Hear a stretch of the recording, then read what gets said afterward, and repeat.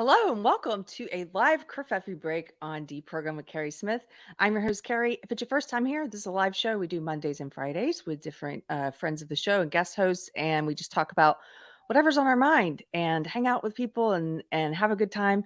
I should mention we have if you like the show, if you're a regular and you want to support, we have a Patreon. Kamran has a Patreon. My guest today, Cheeky Mayor, just put it in the chat. We have a locals and a subscribe star. So those are and YouTube. There's YouTube, whatever they call those things, community member things. We did those. We have those now. So those exist. I'm very excited for my guest today. He's a returning co-host and friend. And I just got to meet him in person, in real life for the first time. Please welcome Kamran Pasha. Hello. Hey, Hey. it's such a delight to be back. And I was saying just before we went live, when I went to meet you, I thought you lived in Austin. You don't quite live in Austin. No, a little bit outside Austin. I kind of just say Austin area so people make it less likely that's for like people to find me. That's like saying, the lunar orbit, right? I mean, it's in that vicinity, right, of the orbit of Austin. So I'm getting there, and I'm like, this is like there's nothing here anywhere. There's nothing. It's just flat land. There's no sign of any humanity. And my GPS is like, you're pulling up. I'm like, pulling up to what? There's nothing here. It's like, you're about to pull up to the house. I'm like, there's no house. And I'm going there, and I'm like, this is like Texas Chainsaw Massacre land, right? I'm like, some dude with a chainsaw is gonna come running out from behind the hill. Okay. Right? I'm like, what's happening here? And then I suddenly I go, and there's a house, like a little house on the prairie. There's a house. There's nothing there. I have to tell you, since you said Texas Chainsaw Massacre, I didn't tell you this while you were here. We should have gone to see it. The house where they filmed that movie is 11 minutes from me. Oh no, come on. All right, well, that gives me a reason to come back again. I mean, that's a 3-hour drive through scary, empty land where I think a tornado is going to come from 7 different sides. Yeah. But no, now we got to come see. We got to go see that. Texas Chainsaw Massacre is a terrifying film. I got to see that. Terrifying. It's excellent. And when I found out that was close by, of course, Anthony and I drove over there one night. I was like, I just have to see it. And they have a big perimeter fence and barbed wire. I guess people try to break in. You know, of course. They go there. Sightseers. Yeah. Oh, but it was so lovely to see you in person. You're just as joyful as you are on screen, and I had so much fun with you. What are you looking at?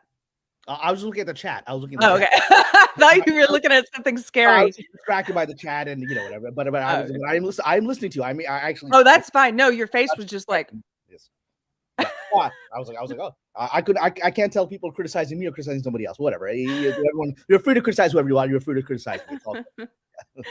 Yeah, they're probably talking about something else. No, people can criticize me. They've done it, and often they're right, and it's fair enough. Hello, chat. Welcome. We're glad that you're hanging out with us today. I always have a great time when Kamran's on. And I know people in the chat were saying that before he got here. They were like, "Yeah, I know it's going to be a good one because Kamran's here." Well, and I have to say that restaurant we went to, that seafood restaurant with Mommy was her name that ran that place, right? It was incredible. That was good food. It was.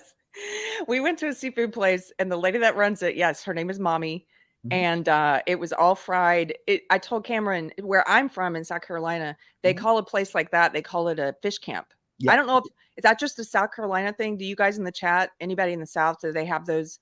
I haven't heard anybody call it that here in Texas, but we call them fish camps. And I don't know where that word came from, but it's basically just a place with all kinds of deep fried seafood. And we talked about the theories. I thought maybe it's because, there were camps of like fishermen set up at the river or whatever, in the early days when the settlers arrived. And so that's maybe why the origin of the term fish camp. I mean, that's theoretical to me because it's an unusual name. Yeah, but that was great. And you brought me this book, The Essential Rumi, which I've been reading. Look at you, got yours too. I love it. This is actually your copy, but I sent it back. When I ordered it, I unthinkingly sent it back to my home in California, and so rather than my sister's home in Texas. So I had to go get that. I ran out to get that. The only store in Houston I could find that had it. I drove out to it. Well, I love it, and already there have been several poems here that it just spoke to me. And what's funny? I told you this, but when I shared one of the poems that I like online, and someone on Facebook said immediately, there was a guy who said, I thought you were a Christian. And I And saw that, yeah. yeah, and I was like, I am a Christian, thank Yeah. you. Yeah. Like, and then, like sometimes people dance around what they really want to say. Like, They're and like, so why are you promoting this Muslims? As he said, I mean, he pretty much said it. He said, this then guy's he a came out Muslim and said it, yeah. scholar or whatever. Why are you promoting him? Have you converted? Have you left your faith? And I responded when you said that, man. I said, Rumi in his lifetime had thousands of Christian followers. This is something I didn't tell you. When he died, so I did tell you that Christians flooded to his burial service, and the Sultan's guards didn't want to let them in. They're like, you're not Muslim, you're not coming to this.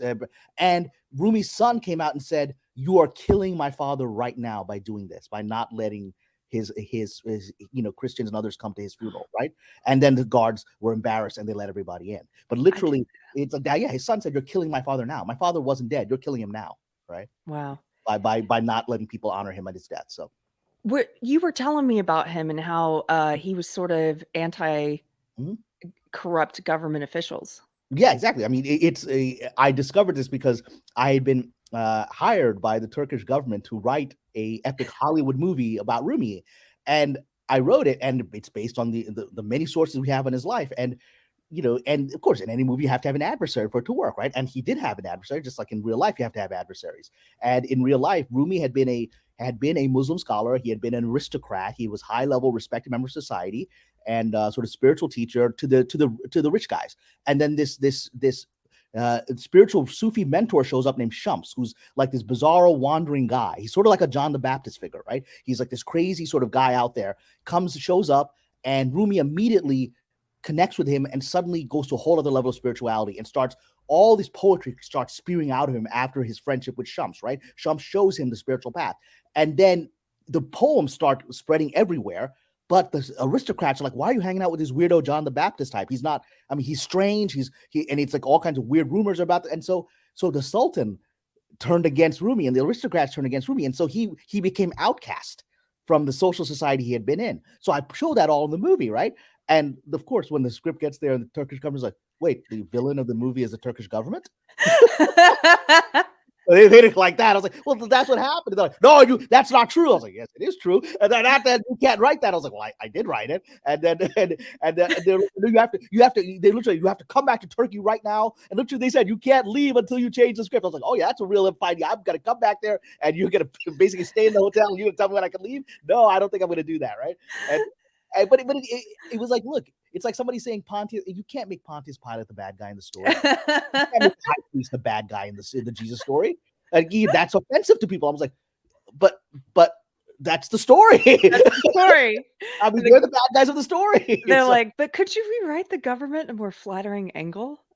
well, it's interesting on the Passion of the Christ, which is a very powerful movie, Mel Gibson's movie, right? It was obviously attacked by a lot of people in Hollywood, and people called out, claimed it was anti-Semitic. And I watched the film a couple of times. It's a very powerful film, and the critiques I saw were largely disingenuous. The critiques were, the very fact that you showed that the quizzling high priest who was working with the Romans was against Jesus. Well, that's the gospel stories, and that shouldn't shock anyone who studied first century, Holy Land stuff. That's what happened, right? This guy was essentially a quizzling for the Romans. The job was to keep order there. Jesus shows up. He's seen as a threat to order, so he's telling Pilate, get rid of this guy. That's historical. Yeah. But it's like, but he was Jewish. I was like, I don't think the Jews at the time who hated the high priest who thought he was that Jewish, right? And so. But it was a disingenuous critique, and it's the same kind of thing because it hits too close to home for other reasons. The people critiquing it don't like Jesus at all anyway, and so now the critique hit close. They say, well, it's because So that's the real reason for critique, right? They don't like that story, and they're in a position now to critique it. So it's just people are disingenuous about what they really mean. So and sometimes I found like that guy who was, I guess, upset that I posted that. That people don't. I like to force people to say what they want to say because sometimes they'll dance around it and they want you to read into what they're saying. So implication, right? Like condemnation by implication. Exactly. I thought you're a Christian. I am. Thanks. And then you like, said, and he didn't respond as far as I could see. Yeah. Well, oh no, I didn't even ask him a question. Then he told me what he thought. Like, well, I don't understand. He said, I find it very curious Oh, that curious. you're promoting this Muslim scholar and da da da. And I was like, well, thank you for letting me know that you find it how you find it. Because it's like, again, it's a statement. What am I supposed to do with that? Just get to what you want to ask, dude. Just get to it. Like, don't dance around it. He doesn't want to act. He's just uncomfortable with it. And and one of the comments on your Facebook was correct, which is that look, poetry, like any form of art, whatever the intentions of the author are, it's for you. You interpret it, right? And I mean, Rumi was a universalist. He was a religious Muslim and universalist, which guess what? They can go hand in hand. That's what I am, right? And but even if one says, because the guy's saying no, when he's saying in the poem that you quoted, he's saying believe. It's a beautiful poem, but that was actually quoted to you at the fish store, which is if you're a believer, let's get do you have the exact quote? Is it the part about ours is not? Yeah, that's the quote. But he said, well, he's talking about believers, and he only means believers in Islam. He's like, well, he didn't mean that. We know that from the 1,000 other things he wrote. But this guy is like, no, believers is only Muslims. I was like, or let's say that was what Rumi meant. That's not what the poem means to you. That's not what the poem means to me. Yeah, it's and I know who said that who gave that great comment, and she's a Christian, and she she was like, it's poetry. It's going to mean something different to each person. Yeah, the quote was, come, come, whoever you are, wanderer, worshiper, lover of leaving. It doesn't matter. Ours is not a caravan of despair. Come, even if you have broken your vows 1,000 times, come yet again. Come, come. And that's one of his most famous poems. And that, you teared up when you heard it. I teared up as I read it because it hits your heart. Because that, what he's saying is, God will take you back 1,000 times a day. Yeah. I think any Christian would believe that. It's the prodigal son. That's what I hear in that poem. That's it. And it's so beautiful. It's like, just come back, it's okay. And you can be a lover of leaving. You can love leaving 50 times a day. Come back. Great. Come on back. There's something you told me that I have since shared with several people and online because I just keep thinking about it. You told me what the words for prayer and human being mean. Can you tell the audience? Because I thought this was so fascinating in Arabic. Arabic. And let me say, Arabic is a language. There are many Arab Christians, right? And so one should not say, well, he's talking about Islam. Arab Christian will get this too, right? It's like one of my close mentees is a Palestinian Christian filmmaker, beautiful child, very devout. And so Arabic, the word for the word for human being is insan, el insan, which literally means, it's the human being, right? But the actual root, because all the Semitic languages, Arabic, Hebrew, Aramaic, Amharic, all those languages, the root word tells you its deeper meaning, right? So the root of insan is, it comes out of the 3 letters NSA.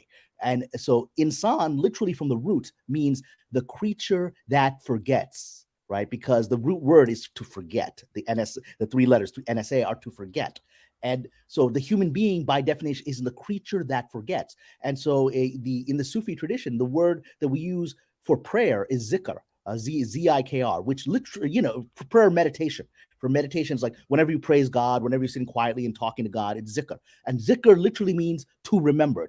It means that. That's what the word means. And so the idea is human beings by nature are created forgetful. We forget 1,000 times a day. We leave 1,000 times a day. And the purpose, the path of spirituality is remember. Oh, I left. Let me come home. Oh, I left. I come home. And the wonderful thing is God will say, the prodigal son, come back. And he's excited. Come back. And you do it 1,000 times and he's excited. Come back. I love that. And I can't stop thinking about it because it's so true. Like prayer, that's one way of looking at prayer that I think or meditation that makes a lot of sense. It's like you are the lover of leaving. You are the forgetter. You forget what's important in life. You forget your relationship with God. You let daily things clutter your mind. And sometimes you can get to a place of where you realize you haven't felt close to God in a while, or you haven't spent the time. So many people who are believers are sort of, I think, like well, I don't have time for that today, or I don't have time for prayer today. I don't have time for this today. And then if you go enough days doing that, then you're that lover of leaving. You're the forgetful one, and prayer brings you back. It's the remembering, like you said. I love that concept. So thank you for telling me that. Again, your heart, and that's what this is. Your heart recognizes it. It doesn't matter who said it, right? I once went to a spiritual group, a Muslim a Sufi group was talking, and the teacher started quoting Zoroaster. And some people were uncomfortable because, Zoroaster is not mentioned in the Quran, although I think he was probably a prophet of God. He's not mentioned in the Islamic tradition. So people are like, why are you quoting this guy? It's like quoting the Buddha. He's not mentioned. Why are you quoting him? And he said, why not? Is anything he's saying wrong? Yeah. Is there anything that he said here in this thing that I'm quoting to wrong? No. It speaks to your heart. It speaks to your heart. So, yeah. So it doesn't matter if Zoroaster said it. It's right. Yeah. There's so I was looking through this, and you told me just to do what I do with the Bible sometimes, which is open it up and just pick a poem, read a scripture. And so immediately I saw one that it spoke to me, and I love it. And it talked about that day. It was just like you would have been talking about, and then you read that poem. I was like, yeah, that sounds like it's for you. yeah, it was for me that day. Okay, so I'm gonna read this one too, because somebody in the chat, Ramo Greywolf, says that poem that we just read moves him. So I'm going to read this one in case it speaks to anyone else. I love this one. It says, dance when you're broken open. Dance if you've torn the bandage off. Dance in the middle of the fighting. Dance in your blood. Dance when you're perfectly free. This was the one that you read, Richard, or is this a new one you read today? No, this is the one I read and I sent you after you left. You were talking about dancing when you rip the bandage off. That I think hit you very clearly. Yes. Yeah, there's a Bible verse that last time I had Force of Light on. I don't know if you know those ladies. They're Christians. I love those ladies. They're wonderful. I love them. They're lovely, and I've been on the channel several times. They're really good-hearted people. So they gave me this scripture, and we talked about it. Let me see if I can find the exact word. It's because it's about dancing, and it's describing the exact same thing. It says, it's Psalm 30:11. You turned my mourning into joyful dancing. You have taken away my clothes of mourning, or taken away my sackcloth, and clothed me with joy. And it's the same thing.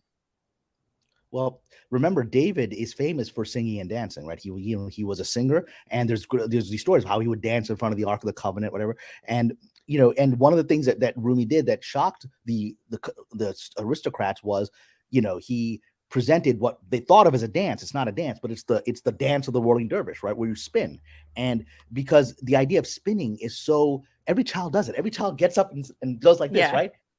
Because it's inherent, because it's a reflection of the cosmos. The earth spins, and we spin around the sun, and the sun spins around the galaxy, and circular movement is a way, the idea the angels circle God's throne, praising him and singing.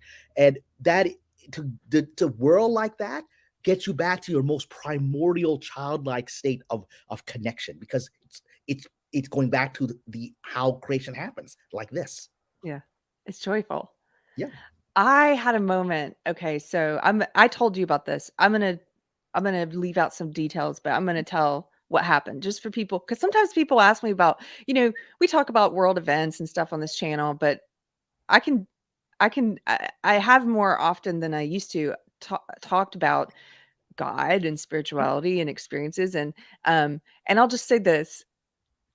Sometimes people are like, especially atheists, or they'll ask me, have you ever had an experience of God with God? Like, what was that like? And I'm very aware of the fact that when I try and describe it to someone who hasn't had that experience, or hasn't had that experience yet, that I sound like a crazy person.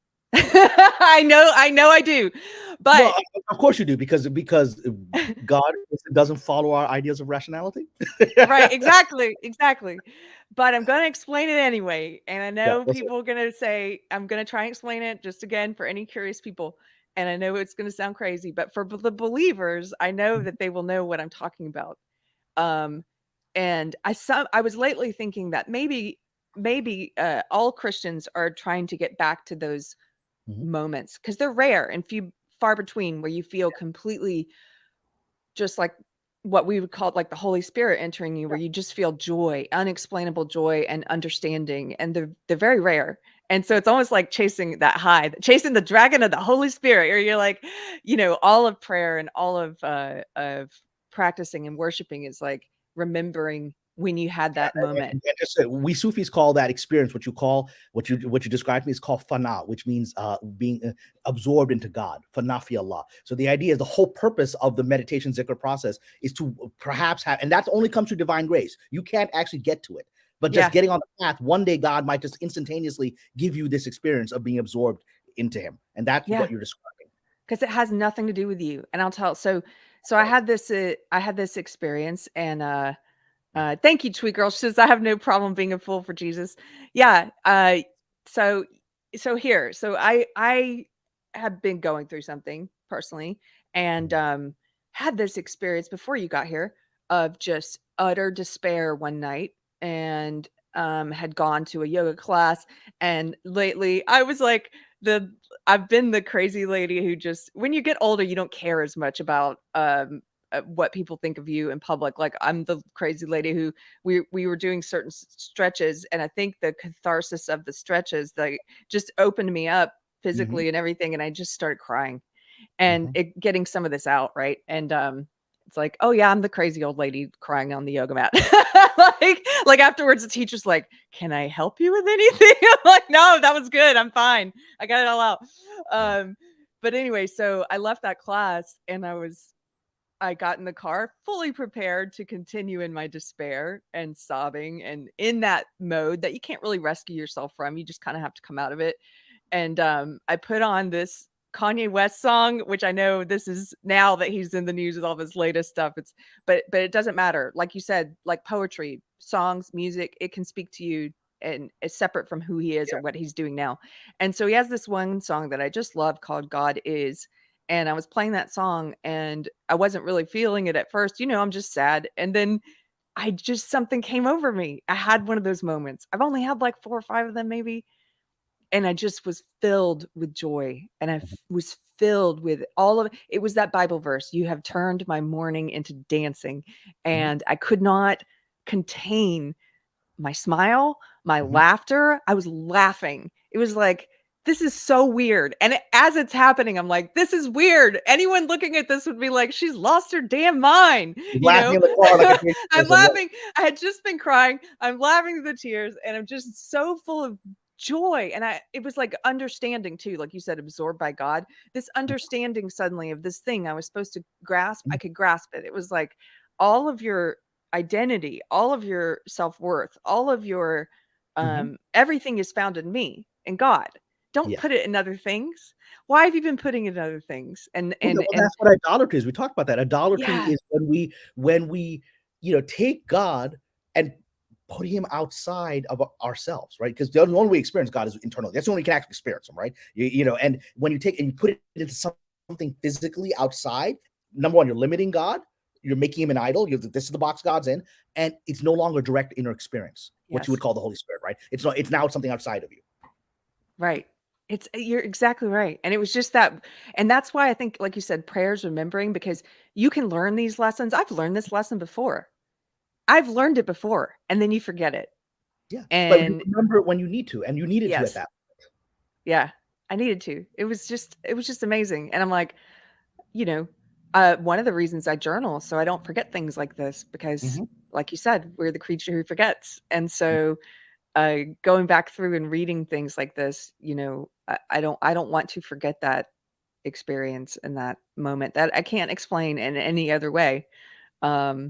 And so that's what it's like, atheist. That's what it's like when you're filled with the cheesy Holy Spirit. The tragedy of atheists is that their heart already knows all of this, and they're so wrapped up in their mind and their intellect that they deny what their heart knows. A Sufi master once said, no one is actually an atheist, because to actually be an atheist means to deny everything, including your own existence, right? Because the idea is that people say words like, there is no God, and consciousness isn't real. It's just a byproduct of random electrons firing in the brain. And does anyone actually believe that their awareness is an imaginary thing that's not real? Nobody believes that. They don't experience that, but they'll say those words. I think I don't know, but I think they convince them.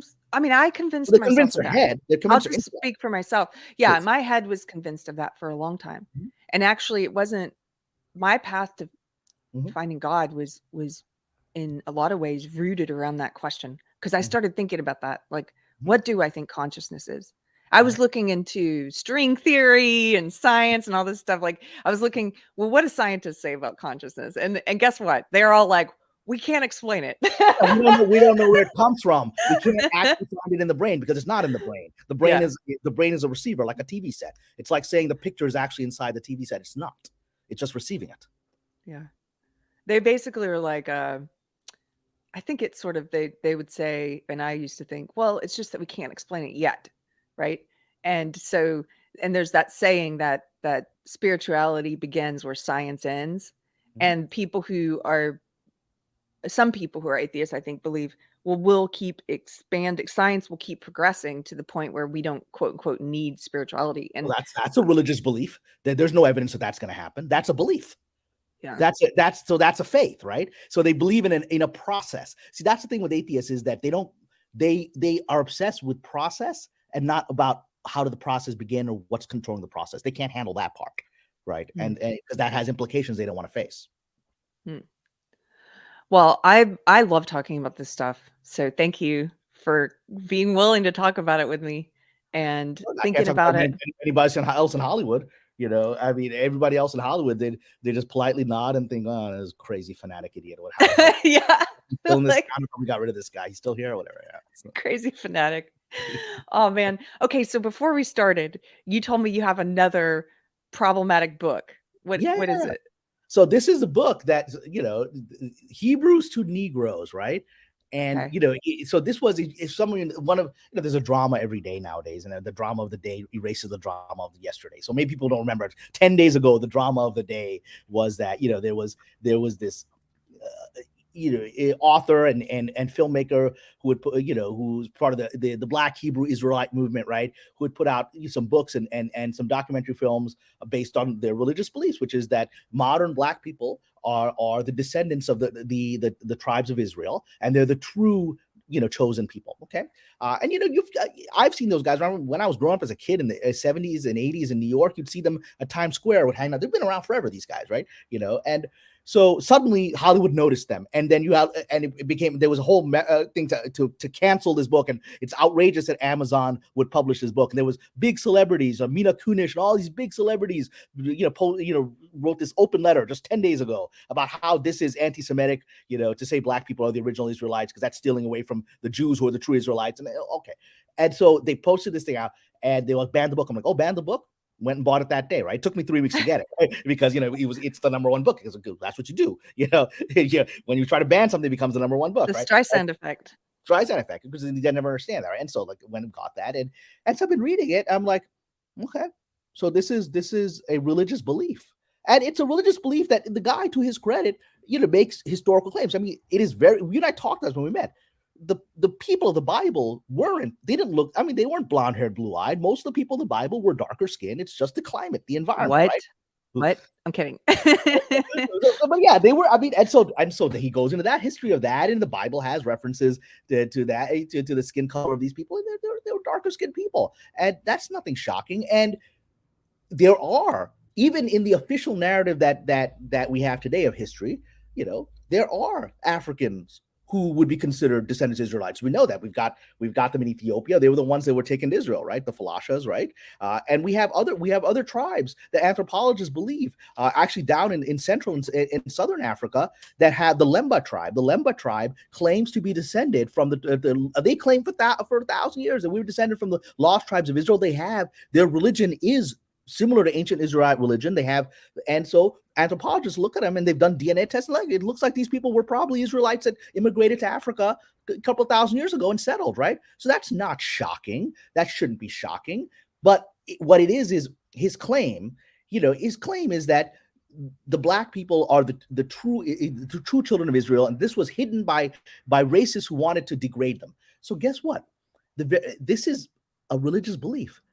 It is he has every right to have that religious belief, in the same way that the Mormons believe that Jesus came to America in 2,000 years ago, and the Book of Mormon records these events. That's a religious belief. I'm not a Mormon, so I don't share that belief, but it's a belief. I'm not going to criticize Mormons for believing that. That's the foundation, the story of their religion. So this thing here, what it comes down to is the idea of a chosen people, human beings, especially human beings that are feeling disempowered, oppressed, lost, the idea of being chosen and special in God's eyes is very empowering. Why Mm. would people all over the world adopt that? I mean, one would argue that the idea that when the Book of Mormon started spreading in the 1800s, the idea that the American settlers were the true chosen people is a very attractive idea. When you're like living in an unstable world, you don't know if you're going to survive out here, but God is with you because you're chosen. So, the Nation of Islam did that. The Nation of Islam was a predecessor to this kind of movement, right? Even though, the Black Hebrew Israelites are very critical of Muslims, right? Because they're basically critical of everyone that was involved in the slave trade, which was Muslims, Jews, and European Christians, right? And so they're critical. But the Nation of Islam started that idea that Black man was the original chosen people, right? This concept of chosen is attractive to people. And the idea that, you can limit who claims that for themselves, that's pretty insulting. So what you're saying is that their beliefs in and of themselves, at least as far as you've read in this book, are not anti-Semitic, or they? What do you define it? I mean, their claim is that most modern Jews, they would claim, are not descended from the Middle East. They are descended from Europe, and that's not a shocking claim. Because Ashkenazi Jews, who are European Jews, they've done a lot of DNA tests in Israel, and the consensus largely is that Ashkenazi Jews are European descended. That most of them were converts to Judaism. There was an ancient kingdom of Khazaria, which we've all forgotten about. The idea of the state of Israel is the current narrative is that modern state of Israel is the first Jewish state in 2,000 years. That's not true. That's the second. This first Jewish state was this kingdom called Khazaria that is in modern day Ukraine. Kiev was founded by them. It was a group of essentially Turkic Mongols who converted to Judaism and created a Jewish state there. And then that was there for 300 years. And Kiev was founded by these Jewish converts. And then the Russian Empire destroyed that state, invaded and took it over in the 10th century. And then those Jews were largely scattered. And so a thesis has been that most European Jews are actually descended from Ukrainian, Eastern European converts of that origin.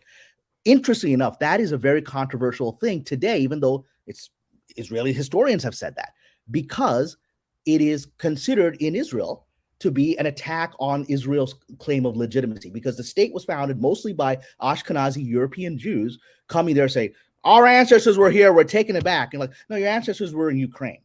Okay, and that was actually a response that Palestinian nationalists gave them in the 30s and 40s, saying, you're not from here, you're from Ukraine, you're from Eastern Europe. What are you talking about? You have no ancestry. And that's very offensive to the Zionist argument. So that's so triggering to claim that European Jews are not descended from Abraham, but are converts.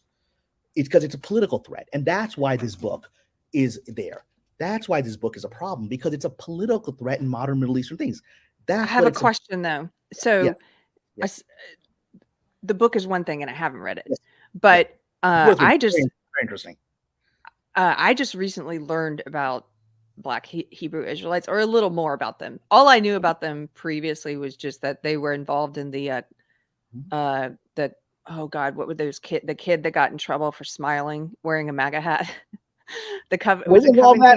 I don't recall. Yeah, they were out there. That's all I knew. But recently I had K-Dub Chris Williams on my show. I don't know if you know him. He's a rapper and a Christian, and he was telling me a little about them, and he was saying, he wants to come back on the show. Maybe I could have you guys together if you're interested, but he wants to come back on the show and tell me more about them. He's okay with me being Muslim. I'm okay with it. I know. We're now on. Yeah. Two brothers and human beings. I'm good with it. Yeah, he's very open and to talking, and he's but he was saying that actually in practice, though, a lot of the Black Hebrew Israelites are very racist, and he was saying that they are very anti-Semitic. A lot of the ones who you see like out on the street corners proselytizing. Do you know anything? Is there truth in that? I'm sure bigotry exists in every single group, right? I'm just going off of the ideas, because the critique is about the idea presented in the book, right? That is inherently anti-Semitic. I don't think it is. It's just a different religion. It's like saying the Mormons claiming they're the true chosen people is anti-Semitic. You can claim that, but I don't think the Mormons say it that way, right? Right. And in Islam, we believe that obviously we believe the Prophet Muhammad is the last prophet, and he's not Jewish. He's Arab. And so, essentially Jews can say, well, you're stealing our glory there, taking it for the sons of Ishmael, right? And so you can see that as anti-Semitic. But you can see all that.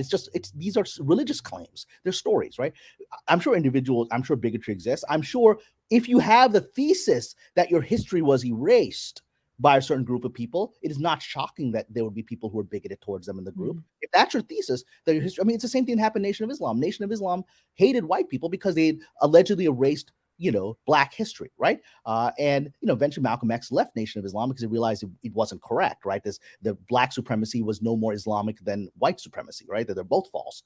But it's an evolutionary process. I'm very close friends with Muhammad Ali's daughter. She was actually just over at my house yesterday. Mariam's eldest daughter. She's very close. We're very good friends. And so she's his eldest daughter. And, I had a very negative view of Nation of Islam. Being a normative Muslim, I viewed Nation of Islam as a crazy cult that misled many people, right?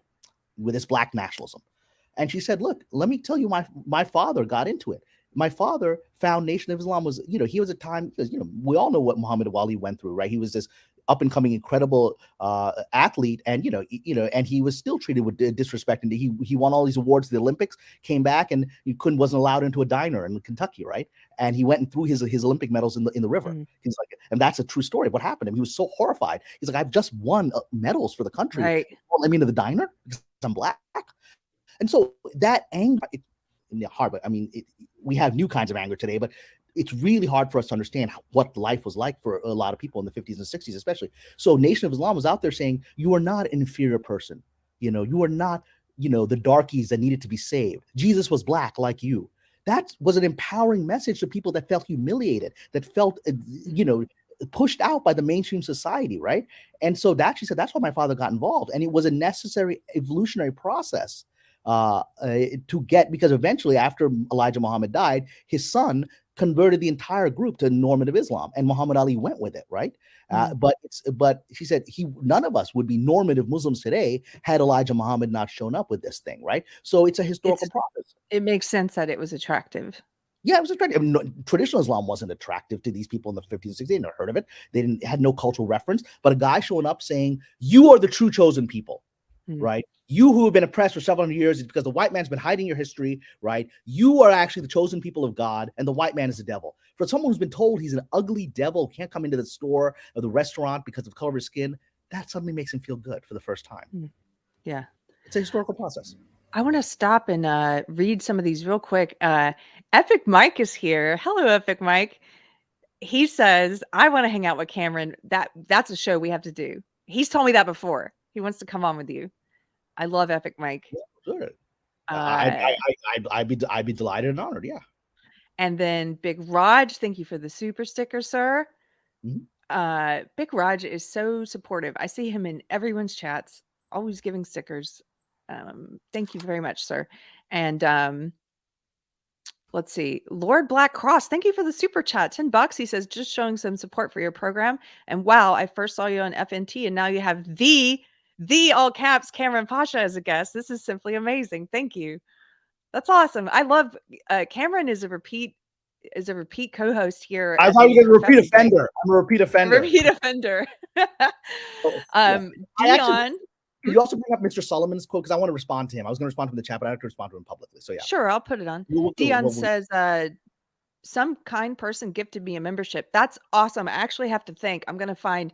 So on Thursday's premiere of the interview that I did with Nick Weiser, I was only in the chat for about half of it because I was also painting my ceiling at the same time. And so after I left, Cheeky Mare told me there were a couple of big super chats, and I want to thank those people. And also someone gifted a lot of memberships, and it's super cool. I'll pull that up before we're done. But hey, Dion, glad you got a membership. And Epic Mike says, make sure you hit the like button. Okay. Yeah, which comment did you want to put on the screen? It's about cultural appropriation. Mr. Solomon had a very, very important comment there. Yeah, okay. So I'll read it, and then I'd like to respond to it. So thank you, Mr. Solomon, for sending this. So the Black Hebrew Israelite belief is not just another weird belief. It translates into awful behavior in real life. If you believe cultural appropriation is a thing, that is cultural appropriation. Okay, so first of all, I want to thank you for saying that. I want to thank you for challenging me, and I just want to respond. And this may not be, I'm not trying to convince you you're wrong and I'm right. I just want to respond. Okay. So my opinion, number one, is I don't believe in cultural appropriation. I don't believe it's a thing. I think all culture is appropriation. We're sitting there at this fish camp, right? With a Mexican woman, making southern style Cajun fish for us or whatever. what's the culture that's appropriate? Are we appropriating French culture, Mexican woman doing that? I don't know. I go eat a pizza, I'm appropriating Italian culture, right? I think culture should be appropriated. The very fact that we adopt each other's dresses, each other's, even language, words, and the food and things. This is how human beings connect with each other. It is how God makes us come together. I was telling Kerry that in Islam, travel is a requirement of the religion. That's why we have the pilgrimage, right? Because there's belief that when you travel, God answers all your prayers during the trip, right? Because the idea is to encourage travel, that we have to learn from each other. And learning from each other doesn't mean keeping these separations. It means, in Mecca, you're actually very much encouraged at the pilgrimage to trade. You're encouraged. Come do the rituals of the pilgrimage and then trade with each other. Learn from each other, buy things from each other, buy clothing from each other, learn from all these different cultures. So I don't think cultural appropriation is a thing. I think it's a good thing. It brings us together and doesn't divide us. That's a broader thing. Now, with regard to the specific thing here, again, I said, any idea of, now I'm going to even get broader, any idea of a distinct people that's distinct from others, in a way, before God, like the very concept of a chosen people inherently excludes everybody outside of it. And whoever's outside of it always resents it. So, when I tried to have discussions when I was in Israel with my Jewish friends there, they're like, anti-Semitism is inherent.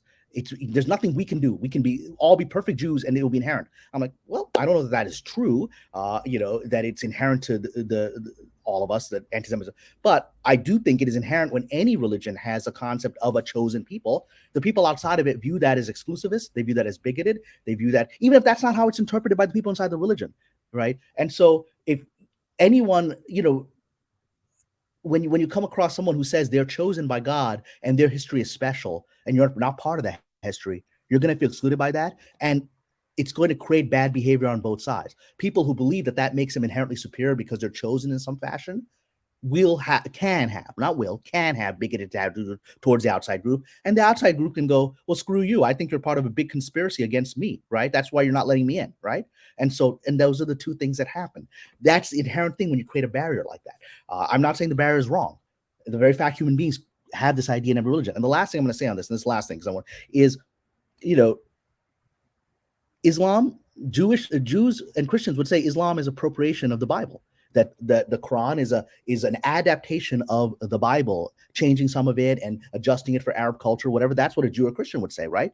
That's not how I see it as a Muslim, but you could say that it's the entire religion is cultural appropriation. And Jews would say Christianity is cultural appropriation. That the Christians took the Hebrew scriptures, put all these other weird Greek ideas into it that have nothing to do with Judaism and created Christianity. So that's appropriation, right? And then guess what? The ancient Egyptians would say Judaism is appropriation because circumcision comes from it's pre-Jewish, right? Searching ancient Egypt, a lot of rituals in Judaism can be found, traced back to Middle Eastern stuff. You had the story of Noah pre-exists the Bible. We have flood stories that exist in Gilgamesh and other stories, so are they cultural appropriation of those stories? Everything's appropriated. The question is about ethical behavior. So if your concern is that there are people that are mistreating anyone because of this belief, that is a fair concern. I don't think the belief inherently leads to that. I love that you're having a conversation because he's responding. So let's just carry this out. Mr. Solomon, thank you again for, as Cameron said, challenging him. This is one of my favorite things about doing these kind of conversations, is having people disagree, because we don't see a lot of that in real life without people getting upset, at least online. So he says, I agree with you in general about cultural appropriation. The trouble is that part of the Black Hebrew Israelite belief is that today's Jews stole their glory, to try to put it simply, and they are resentful. I mean, again, that's the concept of a chosen people. If you believe that you are chosen and the world tells you you're not, well, then who did that to you, right? And so, I mean, these are religious beliefs, right? And again, you don't have to be resentful.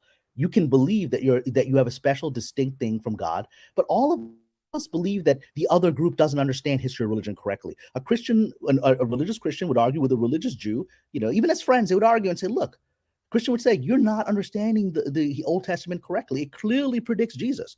It clearly predicts it, right? And a Jew will say, what are you talking about?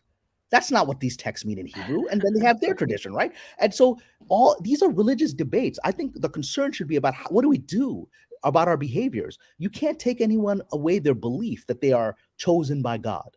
I'm not going to be able to convince a Jewish person that there's no such thing as a chosen people. All my atheist Jewish friends believe they're chosen. They don't believe God chose them. They believe that they've been chosen by a historical process, right? And to be a special community, but they don't believe in God. But you can't take the chosen people a belief out of them. That's the entire thing that binds the community together. And a rabbi said this to me. It's like, you don't have to believe in God to be Jewish. You have to believe in the chosen people. If you don't believe in that, then you're not Jewish, because then there's nothing to define you in any way, shape, or form, right? So that's my response. I think you're fair to say that people should not behave negatively towards others based on their religious belief. But I think this idea is always some other group's going to show up. There's chosen people groups in Japan and China, whatever. This idea of being special is something that the human soul longs for in some level. And I think it's part of the stage of journey to realize you're already special as a creation of God, whatever your That's beliefs. that's what I love about one of the things I think is great about Christianity is it's not based on, there's no Jew or Gentile, or it's just you were created by God. You were Yeah. chosen because you were you were God's child. It was And the first truly universal religion, right? No other religion. Every other religion was for a group of people, right? mhm. Yeah, it's not about a group. It's not about separating people into groups. I mean, Mhm. other than believers and non-believers. But it's like, but the non-believer kids is welcome. Like that Rumi poem, come, come. Yeah. So Anyway. Oh, he says, okay, nice chatting with you. I guess Baldy. I guess I'm sure that's said affectionately, but again, I I hope think it's said affectionately. I'm not I trying hope. to look. You can say Cameron just doesn't get the truth of this. This is actually anti-Semitic trope, and that's fine. I'm just explaining why I don't see it should be, and I certainly don't believe they should be suppressed. You should suppress bad actions. If someone mistreats another human being, you can fight that. Suppressing a religious belief, you will suppress all of our religious beliefs Yeah. if we want to start down that road. Yes, I'm just kidding, he said. um, Cheeky Mare, real question. Are they just bad examples of the religion, similar to the Westboro Baptists aren't the best example of Christianity? I mean, I don't, again, it's not for me to tell who's a good or bad example. I'm just sharing you what they believe. I'm not a member of that tradition, right? Mm. But I'm saying that the ideas are not unique. This is nothing. These Black Hebrew Israelites, this is like Nation of Islam said this, other groups have said this. There's nothing. And inevitably, when you say you are the chosen people and the official narrative of the world is, no, these other guys are the chosen people, right? Then you're going to get in conflict with that, right? That's what's going to happen. And then you're going to be like, well, how did you get to be chosen? And I didn't get to be chosen, right? Oh, you stole that from me. One of you is going to say that, right? Yeah. That idea creates that issue. So Somebody has a question. I want to answer this. mm-hmm. Hey Joe says, what are your views on Kanye West? If you're a regular viewer, you probably know my views. If you're not, I'll just say, I think first of all, I think his conversion to Christianity a few years ago is absolutely sincere. Mm-hmm. And I think you see it in his art. His art could not, yes. the music couldn't come from someone who didn't believe. Yes. And I think he had an experience with God. I think he's a man who achieved everything you can achieve by worldly success, by the worldly yardstick, and found it lacking. And I think he went searching for God and had an experience. And I think he converted, and that Jesus is King album is amazing. And I think it's inspired, and I love it. All of that being said, I also think he has said he is bipolar. And a lot of people get misdiagnosed as bipolar. Sometimes, especially people who have a personality disorder, like borderline personality disorder, oftentimes, and especially in the 90s, used to get misdiagnosed as bipolar. It's very different. I think he's one of the few people publicly in the public eye who has said that they're bipolar, who actually is. He has, he demonstrates flight of thought, which is part of bipolar, where your brain is jumping around to all these seemingly unrelated topics, but it's because your mouth is like not keeping up with helping make clear and articulate what the connections are in your mind. I had a friend who was bipolar, genuinely bipolar, and had that flight of thought, where I couldn't always tell how they got there to that place, but it made sense to them. And he also I think demonstrates in the public eye, which sucks that that it has to, to be in the public eye and to have mania. He demonstrates mania. Goes through these manic episodes that they can last weeks or a month, or he where he can't compulsively, he like can't stay off Twitter and he can't stop that manic episode from happening. So yeah, I think he's plagued with the mental illness. I think he's being harassed. And I think some of the stuff that he said recently, I do think is anti-Semitic. It's not just I've tried to look at it very objectively. Mhm. There's a difference between saying something that is descriptive and prescriptive, and similarly there's a difference between just like noticing a fact, which a fact is, yes, there are a lot of Jewish people in control of media and entertainment, and there are a lot of Jewish people in control. That's a fact. There should be nothing. That's not anti-Semitic to say that. That's true. Well, it's like denying that Arabs dominate OPEC, right? That's right, kind of, or denying that Black people dominate basketball. Like it's just a statement of fact. Yeah. But he does seem Pakistanis to have dominate the medical field, except for me. right. Filipinos in hospitals. Yeah, exactly. I mean, there are Yeah. cultural things. People are drawn culturally to different areas. That's true. I mean, I agree. I'm agreeing with everything that you're saying. My view But- on this. Yeah, I'm sorry. Let me just finish the last part, which is that I think he finally did step past just simply making a descriptive statement, which is Jews control a lot of things, to then I do think he stepped into that prejudiced place or that bigoted place that we're talking about with like one of the pitfalls of different religions, one being Black Hebrew Israelites. I do think he's gone to that place where it's not just saying they're in control, it's saying, and there's something wrong with them, or they're bad, or like he seems to be in that place right now. And I did hear that he is no longer being counseled by, has cut off communication with his pastor from a few years ago, the one who was shepherding him a few years ago. And I think that's very unfortunate, because he probably has, while he's in this manic state, this unwell state, probably has some bad actors in his ear. And I feel bad for him. That's my views in a nutshell about what's happening to him. So I agree with everything you're saying. And so last night I I texted you about it. I had a very, very nice coffee with a mentee of mine, very, very, very devout Christian, young filmmaker, Mexican, really sweet guy. And we've talked a little bit about religion, mostly it's about like how can I help you with your screenplays, whatever. But he's very respectful of my faith and never critiques it. I don't critique his. It's not, that's not how I roll.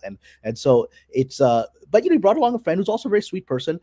Listened to talk for a couple hours, and he ended the conversation with like, oh, but let me share a story with you about a friend of mine who was who was a Muslim, but God saved him, became Christian. I said, okay, well, I mean, obviously as a Christian you believe God saved him. I mean, you felt the fact you felt the need to say that to me, I was like, I just need to say, by the way, you're wrong and I'm right. I just need to say that as we leave. And I said, well, why is that? How did he save him? I said, well, God saved him from essentially the anti-Semitism of Islam, right? That I was like, okay, this is interesting. This is where. So he's like, so you believe I hate Jews? He's like, well, doesn't the Quran teach you that, right? And I said, no, it doesn't. It has, because the Prophet Muhammad had political alliance with Jews in Medina, and then that alliance broke. And so there are critiques of those groups. But the Quran every time says they're not all like this. So it critiques the specific people that were fighting the Prophet and fighting Islam, who had gone over to the pagan side, said, idol worshippers are better than Islam. Let's fight these guys. And it critiques them. And then it says, but do not commit injustice. They're not all like this. There are people amongst them that are devout, who if you give them the Quran says, if you give them a bag of treasure, they will hold it to you and protect it for you and return it to you with honor. And the Quran says that. So do not generalize. It says that. Do not, even in the fact that the Quran is critiquing certain Jewish tribes of Arabia, it says do not generalize. It's do not do this, right? And that's why when the Muslims conquered Palestine from the Byzantines, at the time the Byzantines had a 300-year-old ban on Jews. Right, a 300-year ban on Jews that were not allowed to come into Jerusalem, and so the Caliph Omar was negotiating the surrender of Jerusalem from the Christian patriarch, and part of the negotiation was the Byzantine governor was like, "You just will surrender the city if you agree to keep Jews out," and he said, "No, I'm not going to do that." Right, and they had just fought battles with Jewish tribes in Arabia. It was like, "No, I'm not going to do that." So Jews returned to the Holy Land under Muslim rule twice. They were expelled by the Byzantines. Under Muslim rule, they returned to Jerusalem because that's the Islam says they have every right to be there. The Quran says that the Jews and Christians have every right to be there. It's the land for all peoples. And then when the Crusaders came, they did the same thing. They killed everyone, including the Arab Christians, and they banned the Jews. And when Saladin took it back, the first thing he did was Jews can come back because it's required in the religion. So I was like, that shocked him because he had been raised to believe that Islam is an anti-Semitic religion. So, obviously have very strong beliefs about Palestine and about Zionism, right? I'm not a Zionist. I don't support that movement. I'm very pro-Palestinian. But does that mean I'm anti-Semitic? No, because I can't be as a Muslim because there are good Jews and bad Jews. There are good Christians and bad Christians. There are good Muslims and bad Muslims. And to generalize is an affront to God because you can't judge anyone's heart. You can again critique action, right? I don't like how this Israeli guy. I witnessed Israeli guys mistreating Palestinian people in front of my own eyes, right? I witnessed soldiers coming in and taking over, my friend's swimming pool so the settlers could use it, right? With guns, they just come in and like, okay, you can get out of the swimming pool. These settlers are going to take your swimming pool from the local Palestinian village. Okay, that's not right. And I saw that. Does that make me anti-Semitic? No, I was like, no, I'm anti that action. And there are other Jews don't like that kind of stuff. Guess what? I'm pro them. And so that's where the conversation that Kanye has gotten us to is distorted, because then you can't critique individual actions by people of anything because he serves, now you get broadly anti-Semitic response. So Kanye has furthered that, unfortunately. And the last thing I want to say is, whose fault all of this is? It's the Kardashians. They did this. Nobody talks about that. It's the Kardashians that are responsible for everything that's wrong in the world. I'm glad you said this because I don't think she's getting enough flack for driving him crazy. I felt bad for him. That album I mentioned, I can't remember if it's called Jesus Lord or Jesus King, but anyway, there's a song on it called Closed on Sunday. And it is a song about, I think about when I first heard it, and this was, he put this album out after his experience and his conversion to Christianity. When I first heard that song, I was like, oh my goodness, this isn't going to end well. I'm afraid, because the song is about his hopes for his family. And it's called Closed on Sunday. And it's all about put the Instagram away. And he says, like, this is my wife. This is my family. He's basically saying stop. And he says, you need to stop being a Jezebel. Like, he's sort of speaking out loud in that song what his prayers are and his wishes and his intention for his family. He wants his wife desperately to convert with him and to share his beliefs and to have the same experience as him and the same awakening and knowledge. And she doesn't. And I remember listening to that song and thinking, oh my goodness, when it's unequally yoked and you're going in that Bible verse about going in two different directions. And, he at that point started having a problem with some of her sexualized pictures and stuff. And I think, who knows what it was like in that household, but I feel very bad for both of them because if one person converts and has this sincere belief and worldview, it's your whole worldview. It's the way you interpret the world. And it's the way that informs like how you behave in the world. And she didn't have that sincere conversion. And so how does that survive? And of course it didn't. And the tragedy of it, we've all known it, but now it's getting out public. Her true God is Baal, right? Balenciaga, right? It's true. All these. She can't. So like a week and a half after Balenciaga put out those horrific images, right? She's like, "Oh, I'm so horrified by this. I'll consider leaving." Right? Oh my! I didn't even see that. Yeah, no, because she had so much social pressure. Kim, are you going to say anything about the pedophilia at Balenciaga, right? Are you going to say anything about it? And after 10 days, she puts out I'm so horrified as a mother and whether I'm seriously debating whether I should continue with it's like, it's such an empty statement, right? Because guess what?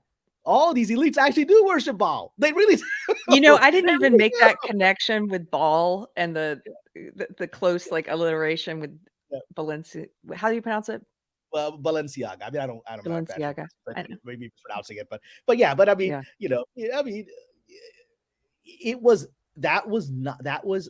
there's something that I shared with my friends yesterday, which I think you would agree with, which is that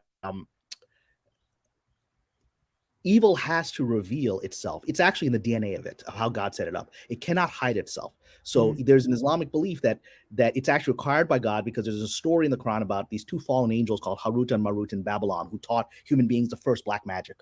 But the story says they were required by God to tell the people the consequences. Like, we're teaching you destructive things. This will damn you in this world and the do you still want it?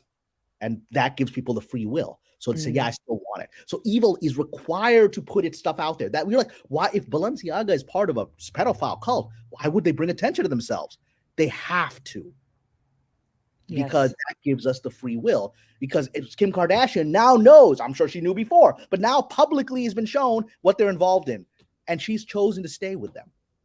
Yeah. So that's a choice now. Yeah. MurderNet says they let Mhm. themselves be known. Yeah. They have to. They Proud of it constantly, too. yeah, they have to. Otherwise, we don't have free will. God isn't going to do that to us. Evil has to reveal its intentions. It must. And then you can choose it. Can I ask you, I did pull up, Yep. you guys, I did pull up some current events. I was like, we might talk about the Matt Taibbi tweets and then Mhm. Twitter files, but I'm not done talking about this yet. Can I ask you, do you believe in demons, like evil spirits? Of course. I'm required to. It's part of Islam. We call them jinn, which mean like genies. It means invisible, but it's part of the religion. The Quran says there are two races on earth. There's the human race, and there's the pre-existing spirit race that human beings supplanted, which are the jinn, which means the invisible beings. And the Islamic belief is that Satan was a jinn who refused to bow to Adam. There's an early Christian story about that too, that Satan was an angel that wouldn't bow to Adam when God created him. And so these are parallel stories in our tradition. But yes, absolutely, I believe that there are the evil jinn that you would call demons, right? And I mean, I believe they're a living force today. And exorcism is a living thing in the Islamic world. I mean, people televise them. You can go to Indonesia, and on television they'll show, like, the news will televise an actual exorcism, right, today, right? And so it's a living part of the tradition, the belief that these aren't theoretical things. They are entities that live amongst us right now, and they're influencing us. Hmm. I just asked, I've been thinking about this more recently, and it's one of those things, you only have so much time in the day to think about different things or read about different things, and it's one of those rabbit holes that I've only now started going down, and um put it in the category of another thing that's probably going to make people think Carrie's crazy. But I think, yes, I think I'm required to believe as well, because in the Bible, Jesus's first miracle was casting out a demon. And And that's when the most he of his miracles, exorcism. That's the majority of his miracles is exorcism. Yeah, That's the kind of healing he does. I mean, people say that it's part of. I mean, demons. He's dealing with demons from the beginning. yeah. And so in the past couple of years, I guess I've thought I heard a lot about, Jordan Peterson would talk about how a lot of the social justice people seem possessed. And he Mm-hmm. talked about I forget what ancient religion he was talking about that kind of viewed, but he was sort of saying something about how different emotions are sort of viewed as spirits. And then that came back, and so I sort of just sort of thought of it in this ambiguous way that, like, when a person, because I have seen people that seem ideologically possessed to me, and I've just sort of referred to it as a possession as an analogy, though. I just kind But of I'm viewed going to it as suggest an it's not analogy. an analogy. I'm going to Yes. suggest a lot of people actually have disincarnate entities inside of them influencing their life. Yes. This is Yes, what I'm thinking now. And I they know are. it's gonna put me in the crazy camp, but I think, No, because it's the yes. truth. I mean, you see it in their eyes. There's something wrong in their eyes. You look at them. There's an Yeah. inhumanity in the eyes that creeps you out. That's not a normal thing. Yeah. So, this is what I'm reading about now. I ordered a few books. I've been listening to this guy. Here's where I started. I've been listening to this guy who's passed away Mhm. now. I was never aware of him until recently. It's a lot of YouTube videos though. He's a Christian, or was a Christian. His name was Derek Prince, Mhm. and he did a lot of books and lectures and stuff about within the Christian faith, Mhm. the belief in demonic. He never calls it possession. He makes a very good point. He says, if you are a Christian, you can't be possessed by a demon. You're possessed by God. You're owned by God. Mhm. But he said, in his belief, there are these demonic, these evil spirits that can come to inhabit a part of you or part of your life. Maybe there's a part of you that you haven't given over completely to God yet, or something. But that's the only way we can get in. That's the only way we can Right. get in. That's the And gap it gets into. that's the gap. And so he doesn't call it possession. He calls it being demonized by, like being harassed by, spiritual warfare, that kind of Yeah, thing. And oppression. That's a term Sufis yes, often use. The word oppression. Yes. oppression. And Yes. so I'm finding this fascinating. and and I'm just I guess I'm just letting you know I'm reading about this stuff now. And anybody in my chat who has any opinions on it, you might hear me talking about this a little bit now. You can tell me your opinions on it. I'm open to hear any opinions that are different or and you've got a fellow believer here from a different faith, but we both believe that there are negative spiritual entities that attach and influence themselves on human beings, and much of the world events are in service of that, right? Again, because when I said something like, well, how does like evil, like these pedophile cults of Balenciaga, why do they put it out there? What he says it's required. Well, who's requiring them? The spiritual entity they're worshiping is requiring them to put it out there. So Baal needs everyone to know that people are worshiping him, right? Yeah, that's the story, right? The pride. You don't do it in private. Yeah, you got to put it out there, and it's a screw you to God, right? See, look, I got them, right? They're killing their kids over for me, not for you, not. And so that is, you're like, that is what's making them do it. Yeah. It is the being that they're worshiping, and that's nothing. That's ancient. It's biblical. Moloch, Baal, they're in the Bible, right? Baal is mentioned in the Quran. Sacrificing children to them is an ancient rite. That's why Abraham not sacrificing his son was the break of the rite, because that was the norm in the Middle East until that moment when he doesn't do it, when God says, don't do it, I don't need this, right? So that's and there's those spirits are telling them, let everybody know what you're doing. That's how we get more people to join. Yeah. I think that somebody Force of Light is here. Hey ladies. Glad you joined us. We're talking about demons. Somebody says, Jules says, I'm a little confused how a Christian would not believe there are demons.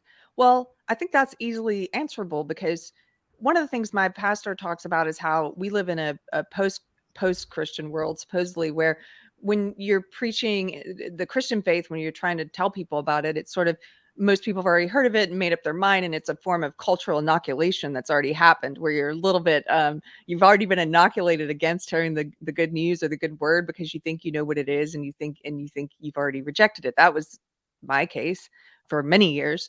And I think even after you have a sincere conversion, sometimes there are these lingering beliefs that you've pre-established, and these lingering inoculations where, culturally, people think you're crazy if you believe in stuff, in demons or evil spirits. And so I think that was one of those lingering things I just had not examined until recently. But I do believe I've been I've been convinced recently. And so this guy that I was listening to, Derek Prince, he was sort of saying, he does some very good talks where he lays out, his beliefs on like the different kinds of demons, and then also how they attach to people or come to inhabit a part of their life, and then how to get rid of them. But the different kinds were interesting, because he says some of them are based around emotions and psychology, like so similar to when I heard Peterson talking about emotions being demons. He's like, there can be different emotions, that like anger, for example. He's like, you can get angry and then stop being angry, and that's not a demon. He's like, but if you enter into a state of anger and you don't want to be there, but you can't leave and you can't get over it, and you're in it for a long time, he's like, that's a demon. Or similarly, rejection, like he calls, there's a demon of rejection, and that's where that's just harassing you your whole life, maybe. And sometimes you pick those up as kids. But he's and then he talks about addictions, and he's like, if there's every addiction, basically, he's like, it's a demon. Because if you don't want to be there, like if you're enjoying it and you don't want to quit drinking, and you don't care that you have a problem, that's one thing. But if you want to quit and you're having trouble quitting, and it's not like the person who can have a drink or drink too much and then stop it, then he says that's another kind. So I don't know, I'm just finding it interesting to learn about this stuff. And all of that is fine. What he's using there is archetypal sort of anti-muse, like that, if the muse that inspires you to art, now there's this negative force that's inspiring you to do negative things. That is truth. In the Islamic tradition, we call Satan the whisperer, because he whispers in your ear. We talked about this, right? He whispers in your ear to do things, and then you have the choice to act on them. But it literally, sometimes that whisper becomes, the more you let it in, the whisper becomes louder, and a day comes when you actually start hearing the whisper, right? And you're actually like, okay, wait a minute. That's when you cross into the Balenciaga territory, when you're actually hearing voices telling you to do things, right? And so, but there, there is this archetypal thing, and then there is really at the highest levels, when you let them in, I do believe these entities get into you, and they can speak through you, right? And yes, I mean, the soul belongs to God, but if you surrender part of your mind to them, A story I'll share with you, because exorcism is a very real part of Islam. So from my own spiritual teachers in West Africa, when I was visiting them a few years ago, told me this was one of my friend's brothers. This happened to him. He was a boxer. He was a boxer in Senegal, and he was becoming like a national contender. And so he had this big fight that would have made him like the champion. And before that, he went to essentially see a witch doctor. There's a lot of witch doctors in Africa, and he went to see a witch doctor who basically gave him some kind of spell to give him extra power to win the fight. And then something happened, and what he basically had was a demon Jinn got into him. No. Yeah, and so for a week he was behaving crazy. He was no longer speaking, and he's speaking in another language nobody could understand. He was acting completely out of it. And so the Sufi masters came and said, "Oh, he's been possessed by a jinn." And so they did the Islamic rituals, read the Quran over him, and the thing was expelled from him. And this is my friend's brother, right? It's not like a legend. This is my friend's brother. And when it was out, it was in him for a week. And when it was finally pushed out, he had no memory of the week's events. The last thing he remembered was seeing the witch doctor. The next thing he remembered waking up in his hut with these spiritual teachers praying over him, right? Wow. 1 week had gone. So his consciousness, he had allowed something to invade his consciousness, and his own consciousness had gone to sleep in the process. That's one of the ways. So Derek Prince outlines in his lectures like few different ways that this evil spirit can enter you, and a lot of them center around childhood. But one of them in adulthood is the occult. He's like any involvement with the occult, whether it's, in his opinion, I mean, he goes hardcore, horoscopes, tarot, all of it. He was like, you're letting in darkness, because he says, and this is true, I do believe this. It actually caused me to evaluate my beliefs about a lot of things, because I have tarot cards and I'm going to burn them now. He was like, my Sufi master will be happy with you. He doesn't like the fact that I have tarot cards, so he's on the same page. I mean, you saw him when you were here. Well, I have more than that deck, but a friend, and no offense, I love you, Ken. Thank you for the gift. If you got a gift, send it to me. You don't have to burn it. You don't have to burn a gift. You can send it to me. Mail it to me. You don't have to burn a gift. Yeah. Yeah, but I have, he said there are lots of ways to the supernatural. Okay. But only one way to God's supernatural, and that's through Jesus. This is he's a Christian pastor preaching. And no apologies for that. That's faith, of course. Yeah. And so he says all the other ways, if they're not of God, if they're not through Jesus, they're of the devil. And he was sort of talking about how anyway, I would go too far down this road, but it just, look, somebody in the chat's like, "Oh, for frick's sakes." Well, you don't have to burn yours. I'm just saying I am. Like, I know you can do whatever you want. Well, the Sufis say the tarot cards are dimensional doorways. They open doorways. They open. They are created as such. Their origin is in the Middle East. The Crusaders brought them over. They are based on Mamluk Turkish cards that were used both for playing cards and for divination purposes in the Middle East, in the Islamic world. And so they were brought over by the Crusaders, and they were adapted to become the modern tarot. But they've always been dimensional doorways because they probably date back to ancient Egypt. Yeah. Well, this has been an interesting episode. Thanks for joining Kerfefe, right, guys? Well, when you bring me on, it's gonna get wacky. You and I go to wacky places, right? And because the world is wackier than people are ready to accept. Right. I just I don't know. It's been an interesting few weeks. Should we get to a news item before you have to go? Let's get to a news item. We can talk about what's happening. The external world. We talked about the truth of what's happening behind the scenes. Now let's get on the stage and go with Let's get on the stage. You're so right. You know what? My pastor said this Sunday sermon, yesterday's sermon. So he was saying that two things that were interesting. One, he was saying, we don't come to church. We don't come to the temple to shelter ourselves and separate ourselves from the world. We actually come to have the curtain pulled back so we can see the truth of the world, so we can see reality. Like, that's why we come. It's not to separate ourselves, which I thought was interesting. And because you're saying, we're talking about the real truth of things, and then let's go look at the stage. Let's go look at the. But even in spirituality, Jesus, there was stuff that he told everybody in the crowd. And there's stuff that he told the disciples, because everybody in the crowd ain't ready for everything. Mm-hmm. Yeah. But the other thing he said that's related to that, that Rumi poem that I like about dancing Yeah. through the fight is he was talking about renewal, cultural renewal and individual renewal, and he was comparing the two. And I find I find it very helpful to sometimes better understand the macro by looking at the micro, like looking at the individual. And he was sort of talking about, in order for there to be cultural renewal, almost everything has to be ruined. And in the same thing with the individual, you have to be completely humiliated and humbled and come to a place where you're completely dependent on God. And you have that understanding about how dependent on God you are, for God to work in you, to renew you, to make you better on the other side. And I know that to be truth in my own life.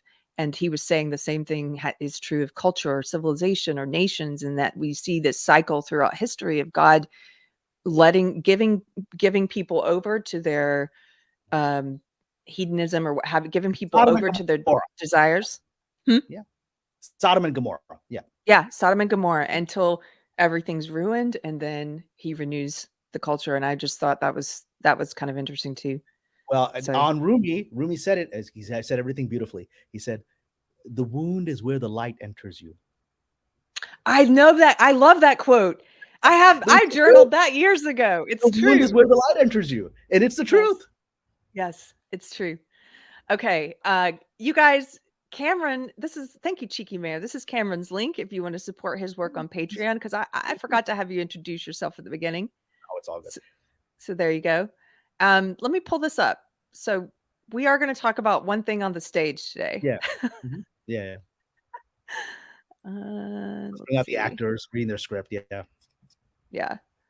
Oh, first, let me share this. Can you see this? What you put up? I'm seeing something. What's okay? This is a screenshot that Cheeky Mayor sent me, and I just want to say thank you to WG, because this is the super chat I missed when I was painting the ceiling during the Nick Weiser. He gave $100. Thank you, WG, if you're watching. He says, great seeing you both at Orlando. Keep up the great work. And I really appreciate that. And I think also WG gifted 20 Deprogrammed with Carrie Smith membership. So 20 people, including Dion, got a membership here because of WG. So really appreciate it. Thank you, sir. Okay. You have such loyal fans and members. I think we have a pretty good and pretty diverse fellowship, as Gary would call it. Yeah. Of people. Because I mean, the atheists here, they tolerate a lot. Like, they let me talk about all kinds of It must have been like, oh my God. One of my mods, Pirate. They're back because their heart likes it. Their mind might say it's all crazy, but their heart likes it. Did you hear that, Pirate? Your heart likes it. Okay. Okay, so we're going to put this up on the screen. Now, if you guys didn't see this should be a bombshell, but it's not, because the mainstream media, of course, doesn't want to cover it. But Matt Taibbi put out, and he released this news in an interesting way. He released it 3 days ago on Twitter, in a Twitter series of tweets. And I'll just read through some of it and we can talk about it, because it's pretty crazy. And I think if you're a wrong thinker, you already knew this. But if you're not, if you're still kind of in that echo chamber, if you're still asleep. Oh, I'm the victim of it. They did this to me. But go on, read it. Oh, yeah, that's true. You're permabanned.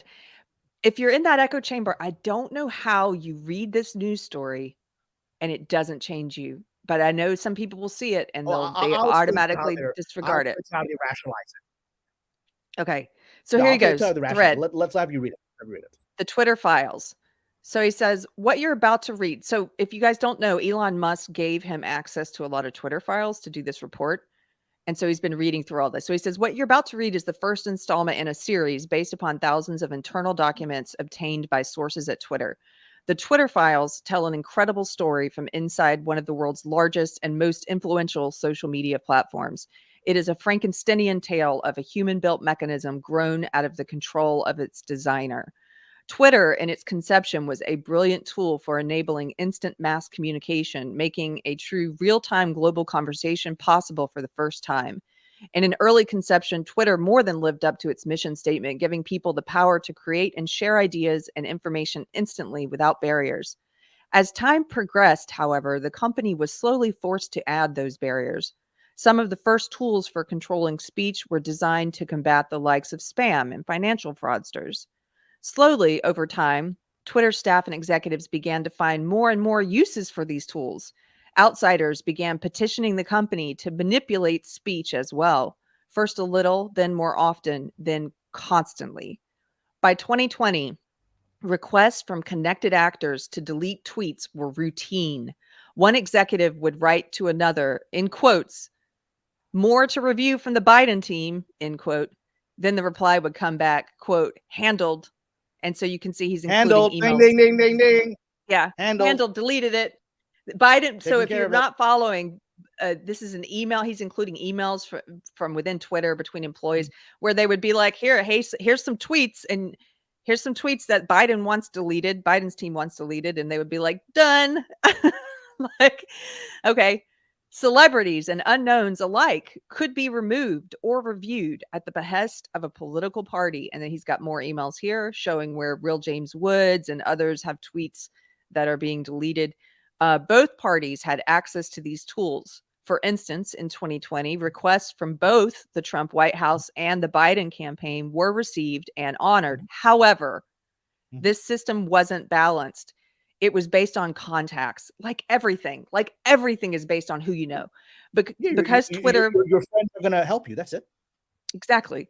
Because Twitter was and is overwhelmingly staffed by people of one political orientation, there were more channels, more ways to complain open to the left or the Democrats than to the right. And so he's got here, you can see contributions of Twitter employees and who they donated to. And it's pretty incredible, the difference. Just to illustrate, in 2018, Twitter employees gave $11,000 to Republicans, and they gave $295,000 to Democrats. But look, by 2022, look at this.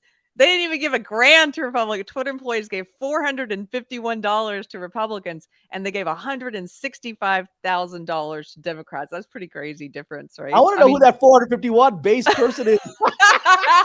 There's one dude, like the janitor was like, $451, let's do it. Who's that guy? He's probably still there laughing it off. He's the secret base janitor. So funny.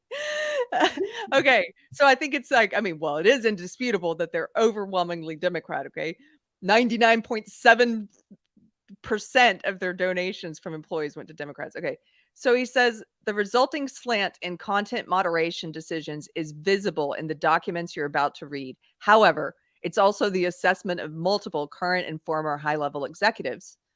Okay, he goes, the Twitter files, part 1, how and why Twitter blocked the Hunter Biden laptop story. On October 14, 2020, the New York Post published Biden's secret emails, an expose based on the contents of Hunter Biden's abandoned laptop. Twitter took extraordinary steps to suppress the story, removing links and posting warnings that it may be, quote, unsafe. They even blocked its transmission via direct message, a tool hitherto reserved for extreme cases, example, CP, child pornography. So they were blocking people from even direct messaging the news story about Hunter Biden's laptop. Like you couldn't even send it to your friend. This is a news. One doesn't have to like the New York Post to know it's a very old newspaper. You know, it's like 250 years old, right? And so, you know, to block that, to literally suspend their account and block people from sharing a news article from that paper, you know, speaks for itself. Yeah. Okay, I'm almost done. We're going to wrap this up, and then I want to hear what you think about it. White House spokesperson Kayleigh McEnany, I don't know how to say her name, was locked out of her account for tweeting about the story, prompting a furious letter from Trump campaign staffer Mike Hahn, who seethed, quote, at least pretend to care for the next 20 days. So they've got a copy of the email here. This led public policy executive Caroline Strom to send out a polite WTF query.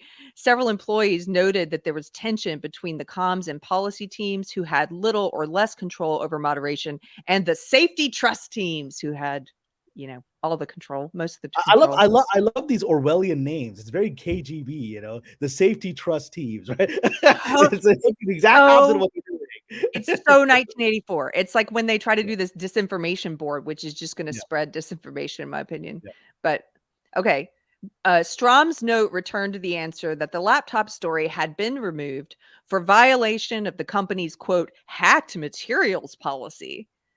Although several sources recalled hearing about a, quote, general warning from federal law enforcement that summer about possible foreign hacks, there is no evidence that I've seen of any government involvement in the laptop story. In fact, that might have been the problem. The decision was made at the highest levels of the company, but without the knowledge of CEO Jack Dorsey, with former head of legal policy and trust, do you know how to say her name? Vijaya Gadi playing a role. Vijaya Gadi, yeah. Vijaya Gadi. She's the one, if you guys don't remember, that really interesting on-camera interview with Joe Rogan when Tim Pool was on and kind of grilled her, and Jack was there as well from Twitter. That's her. They just freelanced it, is how one former employee characterized the decision. Hacking was the excuse. But within a few hours, pretty much everyone realized that wasn't going to hold, but no one had the guts to reverse it. You can see the confusion in the following lengthy exchange, which ends up including Gaddy and former Trust and Safety Yoel Roth. Comms official Trenton Kennedy writes, quote, I'm struggling to understand the policy basis for marking this as unsafe, end quote. By this point, quote, everyone knew this was fucked, end quote, said one former employee. But the response was essentially to err on the side of continuing to err.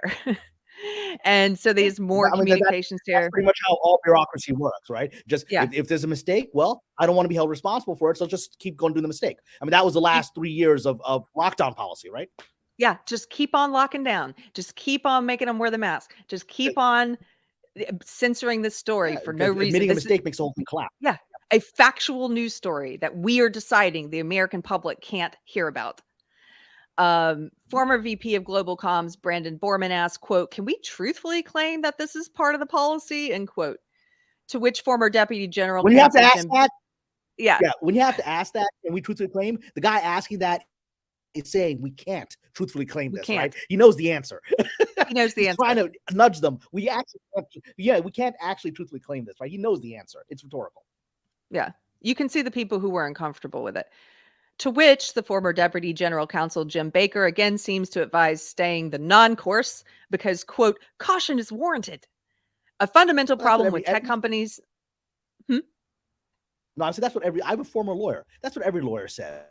A leader listens to a lawyer and then decides what needs to be done. A lawyer will always give you advice, which is the most, quote unquote cautious thing to do, often which is the wrong thing to do. Yeah. Here, let me make this a little bigger.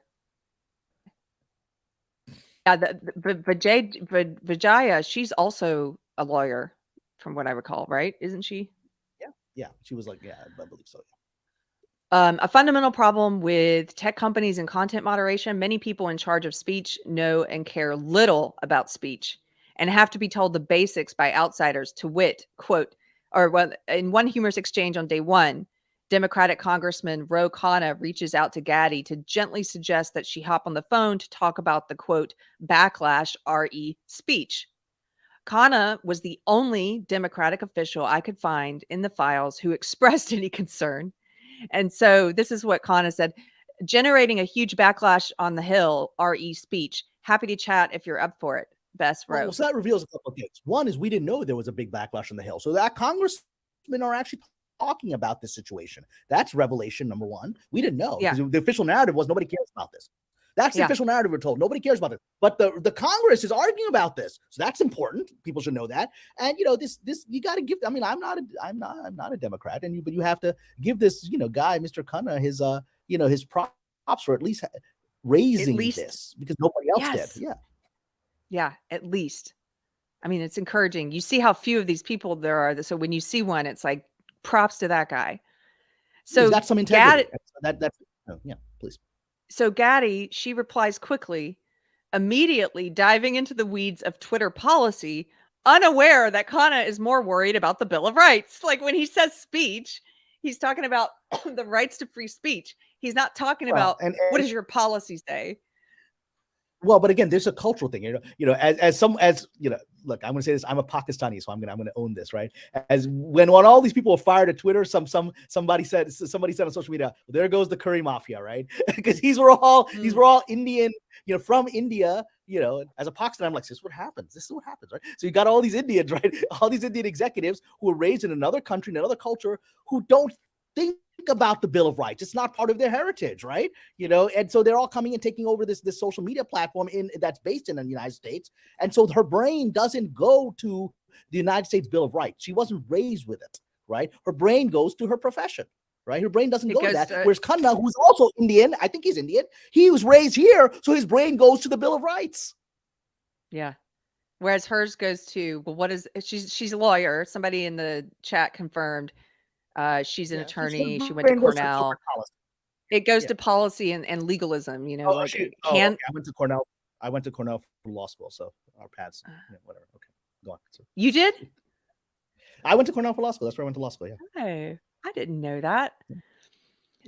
So she starts talking about, well, technically we can do this because of policy. What he's like trying to talk about the First Amendment. So it says Khanna tries to reroute the conversation to the First Amendment, mention of which is generally hard to find in the files, but here he's mentioning it.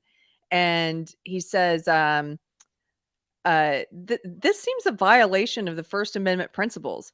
If there's a hack of classified information or other information that could expose a serious war crime and the New York Times was to publish it, I think the New York Times should have that right. A journalist should not be held accountable for the illegal actions of the source unless they actively aided the attack. So to restrict the distribution of that material, especially regarding a presidential candidate, seems not in the keeping of the principles of New York Times versus Sullivan. I say this as a total Biden partisan and convinced that he didn't do anything wrong. But the story now has become more about censorship than relatively innocuous emails, and it's become a bigger deal than it would have been. It's also now leading to serious efforts to curtail Section 230, many of which would have been a mistake. I believe Twitter itself should curtail what it recommends or puts in trending news, and your policy against QAnon groups is all good. It's a hard balance, but in the heat of a presidential campaign, restricting dissemination of news articles, even if it's the New York Post, which is far right, it seems like it will invite more backlash than it will do good. So he's like trying to redirect and get her to think about the First Amendment and what's right. Well, he's and as people put out the chat, he's more concerned about the Streisand effect, right? He's concerned that this is going to blow up, which it has now, and will likely have long-term implications for the Democratic Party in the next election, right? Even if those who believe things are rigged, there's only so much you can rig. Eventually, there's, things happen that force the system's hands, and so this guy's trying to cover the system, and she's not smart enough or doesn't care enough to understand that. Yeah. Within a day, Head of Public Policy Lauren Culbertson receives a ghastly letter report from Carl Sasbo of the research firm NetChoice, which had already polled 12 members of Congress, 9 Republicans and 3 Democrats, from, quote, the House Judiciary Committee to Representative Judy Chu's office. And so then we scroll down. This is how, suddenly the thread stops. Let me see. NetChoice lets Twitter know that a bloodbath awaits in upcoming Hill hearings, with members saying that this is a tipping point, complaining that tech has, quote, grown so big that they can't even regulate themselves, so the government may need to intervene. Sasbo reports to Twitter that some Hill figures are characterizing the laptop story as, quote, tech's Access Hollywood moment. Twitter files continued, quote, the First Amendment isn't absolute. Sasbo's letter contains chilling passages relaying Democratic lawmakers' attitudes. They want more moderation. And as for the Bill of Rights, quote, it's not absolute. This is from the report. Listen to this. The Democrats, meanwhile, complained that the companies are inept. They let conservatives muddy the water and make the Biden campaign look corrupt, even though Biden is innocent. They leaked this to Hillary Clinton's email scandal. They linked it to the Hillary Clinton email scandal. She did nothing wrong, but because the press wouldn't let the story go, it became a scandal far out of proportion. In their mind, social media is doing the same thing. It doesn't moderate enough harmful content. So when it does, like it did yesterday, it becomes a story. If if they would just lock everything down like the Ministry of Truth and not let any other side ever be presented or any facts be presented, then this time wouldn't have been a story, right? That's what they're saying. If the companies moderated more, conservatives wouldn't even think to use social media for disinformation. They're saying don't let conservatives use social media. You know, and last thing here, okay, yeah. The Democrats were in agreement. Social media needs to moderate more because they're corrupting democracy and making all truth relative. When pushed on how the government might insist on that, consistent with the First Amendment, they demurred, quote, "The First Amendment is an absolute." These are politicians saying this, Democratic politicians. Yeah. Well, you know, it's well, throughout history, I mean, we've had the ideals that the founders put in place, and throughout history, we've had people, you know, eat away at those ideals. This is not new, right? I mean, Dred Scott was when the Supreme Court, basically, sided in favor of slavery, right? And so, we have the founders were, I think, inspired, for pushing us towards an ideal, and yet here we are, 250 years later, people still not getting it, right? And so, I will say this after this long thing here. What I come away with is these people don't understand. Linking to the Streisand effect, you can't suppress information. You couldn't before the internet, right? Mm-hmm. You people could write pamphlets and get them out there. It wasn't as fast, but information got out there, right? It is impossible to suppress information in the modern world. It's just not possible. And so this delusion that if we can just control Twitter, we can prevent conservatives from spreading misinformation, information gets out there, mis or otherwise. And that is the genius. It's what Thomas Jefferson talked about when he wrote about why the First Amendment was necessary. That is the genius of it, is that the only way to defeat bad ideas is by letting them out in the sunlight, where you can debate them and you can show why the idea doesn't work. And eventually, when you embarrass someone when the argument doesn't work, the idea it falters, right? Because debate gets it there. That's the people that oppose debate and freedom of speech are people who are inherently insecure about their beliefs, right? Yes. Because they cannot survive a debate, yes. Right? And that's what it comes down to. And so whenever someone says, that you have to censor this, I know that whatever it is something that's very threatening to them that they cannot respond to. And then I start looking closer into what is it, right? So it's going back to what we started off at the beginning, the Hebrews to Negroes, right? What's it really about? Well, the long analysis of it comes down to people in Hollywood are afraid that this Hebrews to Negroes analysis is going to lead to people questioning the right of Israel to exist. That's actually, after all the talk of everything else, it comes down to, are the people that founded Israel descended from the Abraham? If they're descended from dudes in Europe, that's a problem for at least the story that they're presenting. After all the nonsense, it comes down to that. And that's why you don't want anybody debating it, because ultimately, if you can't defend it, then the story you're presenting doesn't work. And that comes down to everybody. So whenever anybody says you can't say this, it's because something in there, and sometimes you have to go through a long path to find out what it is in there. That's the problem that they can't respond to, but that's the trigger. There's something there that they can't respond to. Yeah. It's amazing. They can't respond to it. Somebody in the Force of Light says power doesn't panic. I kind of like that, because they are panicking. They know that if the truth got out, they wouldn't have the power that they're so desperately clinging to, or they think they wouldn't. And so it's this absolute authoritarian need to lock down everything, only present the falsehoods, in my opinion, the narrative that they want. And to get rid of stuff like this. People in the chat were saying this Twitter files thing, what they did during the election, is a bigger story than Watergate. And yet we don't see the mainstream media covering it as such. And I don't know if you saw, because you're perma-banned from Twitter, we're going to do a campaign to get you back, because everybody's doing campaigns now. Actually, if you guys are on Elon Twitter, Musk, it's unfair. I didn't do anything. I'm going to tweet. As soon as we're done, I'm going to tweet free Kamran Pasha, and you guys RT it. I'll tweet it at Elon, and let's try and get you back. Elon, go on. But so on Twitter, the past few days, you may not have seen it, but they have these talking points and that they disseminate on the left. And I know they disseminate them to everyone, celebrities and politicians alike, because I used to be an entertainment manager, and I would get the talking points from different organizations. Hey, this is what your comedians should say on Twitter. Yeah. And so there are thousands of tweets from all different people, all kinds of blue check marks, all kinds of celebrities and politicians, and they're all saying the same talking points about the Twitter files. They're all saying, this is PR for an elite billionaire. And that exact phrase is being repeated thousands of times. PR for an elite billionaire. PR for an elite billionaire. It's so stupid. You don't even have your own thoughts. It doesn't even make any sense. What is the PR? Yeah. What is the PR? I don't understand what is the PR here? How is, I don't understand the statement. It's bizarre. You know, he doesn't need any PR. He controls Twitter. He's got the biggest PR thing. He doesn't need any PR. And what is the PR of this? How is this PRing him? It's about Hunter Biden. It's about the previous regime. How is this in any way a PR for him? It's just they have to come up with some response, and then they all repeat it like lemmings. They all repeat it like zombies, like robots. And it's when you start seeing that, like how much of what they say is just scripted and given out to them, it's a real turnoff, because you're like, I can't believe that I ever repeated those things without even thinking, you know. Bradley, what? There's a coordinated effort behind the scenes. I think that's something we feel like conspiracy theories. All of history has been conspiracies. All government is conspiracy, right? That's the nature of government, right?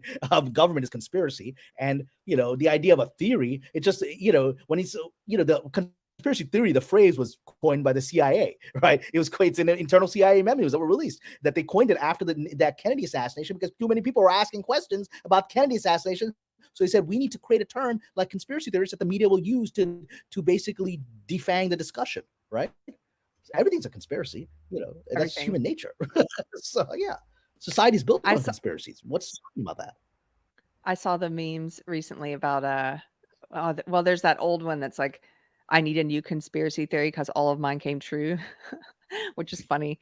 But then lately I've seen people saying, I identify as a conspiracy theorist and my pronouns are I was right. Like, it's so silly. Well, you know, it's something that I said with my talk with the people last night. You know, I said, I think I said this too when we were having a very nice lunch at the Texas Chainsaw Massacre house, right? It was the Greek word for the book of Revelation is apocalypsis, which means unveiling. It means revealing the truth, right? The hidden coming out. And so we are in a period of apocalypse. Apocalypse doesn't necessarily mean the end of the world. It just means the truth coming out. It ends another world. It ends a world where the world of lies. But we're in the world of apocalypse right now. Things can't be held back. Yeah. Okay, I put this up just so people can go do it now before we end, Kamran, here. I would love for you to come back to Twitter. It would be fun. I have 2 posts ready. One is I will thank God for returning me to Twitter. Second, I'll post some hot chick just to piss people off. Here we go. RT to ask Elon Musk to bring back Karen Pasha. You guys, and we should start a hashtag too. I didn't do one, but we should start one. So thank you. That means a lot to me. Elon's probably getting this. Who the hell is this guy? Like, I mean, he's like, who the hell is, I keep getting these things. Who the hell is this guy? He would love hanging out with you. I think he and I would have a lot of fun. Yeah, I think so too. I have actually had a deep fantasy of meeting this guy, like of some Hollywood thing. He wants to make a movie or something. And we meet and I'm like, hey, Elon, can you tell me who banned me? Can you give me the full list like you gave to this Taibbi guy, right? Because I want to put that out there. I want to put their names out there, you know, and I want that whole track of who did it to me and why. Yeah. Yeah, because somebody, I think an individual was targeting you, like on purpose. Yeah, so somebody called him a friend, get rid of this guy, and it's just a friend. And I'm like one of several million accounts, so it just lost in the system, right? Nobody cared. So yeah. Let me put up a couple of these chats. Andrew Joyner for 5 lira. Okay, £5 says, wow, almost makes me feel like becoming a conservative. Hi, Carrie, by the way. Hi. Yeah, it does make you feel okay, good. That's what I was thinking is I was thinking about some of my friends who I think at heart are liberal. They're just blinded by the fact that the Democrats are no longer liberal, that they're leftist and authoritarian. They're Maoists. Yeah, they're Maoists now. And they're just not awake to that. And so I was thinking if they actually read this, if it permeated their bubble, which is hard to get it to do if the mainstream news won't cover it, but if they actually read the Twitter files, wouldn't it shake them? Wouldn't it make them say, I will never vote for this party again if they continue doing stuff? Like it's so damning. It's the problem is, again, because it is this narrative that people have swallowed is that Trump is Hitler. So it's just, I mean, we had to do what we had to do to stop Hitler, right? And Mhm. so that's the narrative people have swallowed. And so how do you get them out of that paradigm? Like I said, I don't love any politician. I critique individual policies. There are things that Trump does. I said, okay, that's a good policy. Yeah. Other things, that's a bad policy. That's all I do. With Biden, I'm like, that's a bad policy. That's a bad policy. That's bad. That's just going down the list, right? Again, I don't critique individuals, but people have made this personality war, which is silly. Yeah. Here we go. Let's do one more. Force of Light ladies gave us a super chat. Hey, sisters, they say this is so much bigger than Watergate, but watch them continue to ignore it. Yeah. Yeah. Unfortunately. Well, we were just going back to what we were saying earlier about the truth. I just remembered, I think it's St. Augustine, right? One of the early Christian writers. I think it's St. Augustine who said this. St. Augustine, it's a powerful quote. He said, the truth is like a lion. It does not need to be defended. Release it and it will defend itself. I love that quote. Is that Release beautiful? it. Yeah. Yeah, it's like a lion. It's a lion. The truth can't be defeated, right? So just release it. It will defend itself. There's nothing more you need to do. That's why they don't want it released. That's why it's so hard to suppress. You got to keep the lion caged. Yeah.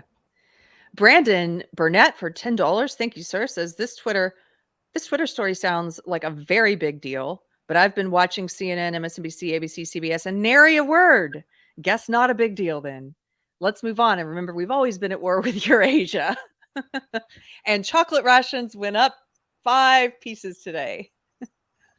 That's a 1984 reference. Sorry, guys. Justifiably Stupid for $10 says, hello, Carrie and Pasha. Biggest revelation from Twitter files for me is that Matt Taibbi critics think that the DNC is not, quote, the government. So the First Amendment doesn't apply to party operatives. Thoughts? Yeah, I mean, look, that's a legalistic argument, and having been a lawyer, that is exactly that's the argument. You would ask earlier, what's the argument, and that's the argument. The argument is, well, I don't see the government action here, right? Even Taibbi said, there's at least in the thread that he saw, there was no government action. I believe now more information is coming out. There's a Missouri lawsuit against Fauci and all these other characters, and Fauci was deposed for it, and against how they were suppressing information on Twitter, and apparently, I was reading today that the information came out from depositions from FBI agents in that lawsuit that yes, they were talking to Twitter and telling them who to get rid of. So yes, the FBI is definitely an arm of the U.S. government, right? And so Taibbi did not see that in the thread that he put out there. However, the idea that the FBI and other arms of government weren't calling, you don't think people at NIH or the FDA were calling Twitter to get rid of? Of course they were, right? And of course they were. And so we just have to find that thread. And maybe there's a reason Elon hasn't released that thread, because he's playing his own political game, right? He's like, I got a gun on you. Are you going to let me to do what I want? Okay, then we'll keep this thread. He's doing his own game, right? And so, but even on this argument, the DNC, yes, Trump was the president there, but the DNC was attempting to remove him from office and knew that this story would potentially impact the election, and their polls showed it might have impacted the election. It might have actually, swung a lot of people the other way, enough to have him get the victory. So I think that's just a legalistic claim that's disingenuous. And again, the only question is, do you flip it? Had the Republicans done this, would you have been outraged? Right? Yeah. Would you have said, oh, well, the GOP is not, the GOP is not part of the government, right? So it doesn't matter that they suppressed something about Trump that would have, helped, that would have, hurt his election chances. What would they have said? That to me is, of course, not integrity. Yeah. They never ask themselves those things, though. They never do. They never do that honest interrogation of the self. Well, because it's not. There's no integrity in this. It's the need to win. It's they think they're on a soccer field. They need to win the goal, no matter what. Yeah. Bradley Burnett says, look, we all know lawyers aren't trustworthy. I'm a lawyer, and I clearly don't trust myself. There are good lawyers and bad lawyers. I have a very good lawyer, and there are bad lawyers. Okay. Well, that's the only news article I want to talk about. I think it's a big enough story that, as people are saying, I think it's bigger than Watergate, and maybe we'll clip that, make it just a clip out of the Matt Taibbi Twitter files thing today. But I really enjoyed first part of our conversation so much, and I'm so. Pick one before. Let's end it on this. You do a random Rumi pick for the audience. You do it. Pick one. What does Rumi have to say to all of us today? Well, this one, I don't know if this is going to be a good one. Anyway, I'll read it. There was a feast. The king was heartily in his cups. He saw a learned scholar walking by. Bring him in and give him some of this fine wine. Servants rushed out and brought the man to the king's table, but he was not receptive. I had rather drink poison. I have never tasted wine and never will. Take it away from me. He kept on with those loud refusals, disturbing the atmosphere of the feast. This is how it sometimes is at God's table. Someone who has heard about ecstatic love but never tasted it disrupts the banquet. If there were a secret passage from his ear to his throat, everything in him would change. Initiation would occur. And it is, as it is, he's all fire and no light, all husk and no kernel. The king gave orders, cupbearer, do what you must. This is how, this is how your invisible guide acts. The chess champion across from you that always wins. He cuffed the scholar's head and said, taste. I mean, I think that's very relevant. Yeah, you're right. We're talking about how people don't let it in, because they don't let it into here because they're stuck in here. And why did he use the word scholar? Because the scholar is up here in the intellect. Remember, I said my Rumi thing, how it was, Rumi was a religious scholar and he was in the scholarly elite.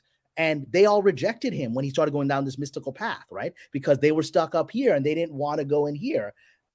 But that poem is all about how God, who's the king, says, here, drink. You know, Drink. you're gonna whether you like it or not, you're gonna face reality, right?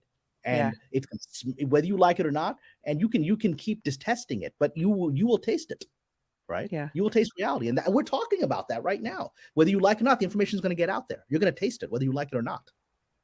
I love that. Thank you for this book. Okay, you have to read one. Always has an answer. Okay, you going to read one? Oh yeah, I'll read one. Bismillahirrahmanirrahim. So what do we got here? Okay, I'll put my reading glasses on. Okay. Here we go. The ocean diver doesn't need snowshoes. The love religion has no code or doctrine, only God. So the ruby has nothing engraved on it. It doesn't need markings. God began speaking deeper mysteries to Moses. Vision and words, which cannot be recorded here, poured into and through him. He left himself and came back. He went to eternity and came back here. Many times this happened. It's foolish of me to try and say this. If I did say it, it would uproot our human intelligences. It would shatter all writing's pens. Oh. See, we talk about that. Moses had to leave this world to experience another reality. And again, this is the two things. What are the two things we quoted today? It's about how the intellect blocks God. It would shatter all writing pens if I told the truth, right? Yeah. The intellect is what blocks God. We've come full circle. We talked about, and to our atheist friends that we teasingly said are up here and are perhaps denying what their heart already knows. That's what Rumi said in two different passages that we put. You said something to me when we got to hang out in person, where you were talking about God the Father. You were saying there's this analogy with like God the Father being of the mind and God. What were you saying about the symbolism sun? Of the cross, right? The symbolism. I mean, would you like to relate? I mean, I can give it. I just feel like a Christian should probably give the symbolism if it feels true to them. Well, no, I had not heard this symbolism before. You told me. So, and maybe that's because I wasn't raised Catholic and we don't do the symbol of the cross. Yes, although yesterday I went to a Catholic service after my service, and I had someone did the holy. I was just looking at other people like, what do they do? You are.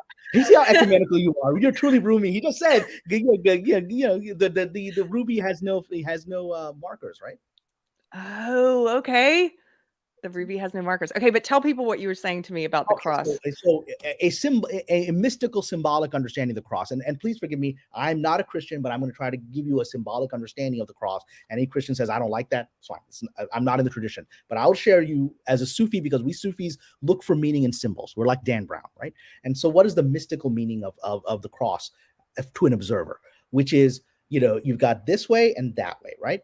And so my understanding as an observer of the Christian understanding of the Trinity, Father, Son, Holy Ghost. So the Holy Ghost represents this way. It represents God acting in this world, right? Through inspiration, through guidance, through a visionary process, right?